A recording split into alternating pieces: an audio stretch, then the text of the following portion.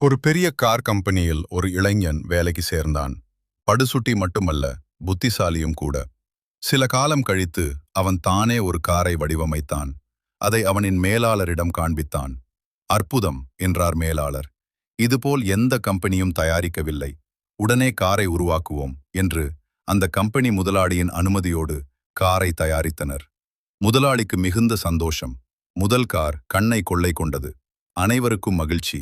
காரை மார்க்கெட்டிங் பிரிவுக்கு எடுத்து செல்ல முற்படும் போதுதான் தெரிந்தது, காரின் உயரம் வாயிலின் உயரத்தை விட 1 இன்ச் அதிகம். இளைஞன் சோர்ந்தான். வாயிலினின் மேற்பகுதியை உடைத்துவிட்டு காரை வெளியே எடுத்து விடலாம், பின்னர் சரி செய்யலாம் என்றார் மேலாளர். அங்கிருந்த எல்லோரும் ஒவ்வொரு ஐடியா கொடுத்தனர். இதை அனைத்தையும் கவனித்துக் கொண்டிருந்த வயதான வாட்ச்மேன் தயங்கி தயங்கி முதலாளியிடம், ஐயா, நான் ஒன்று சொன்னால் கேட்பீர்களா? அனுமதி உண்டா என்றார். அனைவருக்கும் ஆச்சரியம். இந்த கிழவன் என்ன சொல்லப் போகிறான் என்று. சொல்லு சொல்லு என்றார் வேண்டா வெறுப்பாக. காரின் 4 டயர்களின் காற்றை இறக்கிவிட்டால் காரை சுலபமாக வெளியே எடுத்து விடலாம். பின்பு காற்றை நிரப்பிக் கொள்ளலாம். அடடே, எவ்வளவு சுலபமான வழி! எந்த சேதமும் இன்றி கார் வெளியே எடுக்கப்பட்டது. வாழ்க்கை மிக சுலபமானது. வாழ்வது ஒரு முறை, அதை அனுபவியுங்கள்.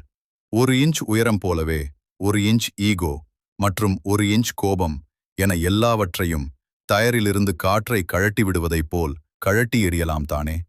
ஒருவரின் தோற்றம் மற்றும் நிலையை வைத்து அவர் சொல்ல வரும் நல்ல விஷயங்களை இழந்து விடாதீர்கள். அது எங்கேனும் உங்களுக்கு வாழ்க்கையில் உதவலாம்.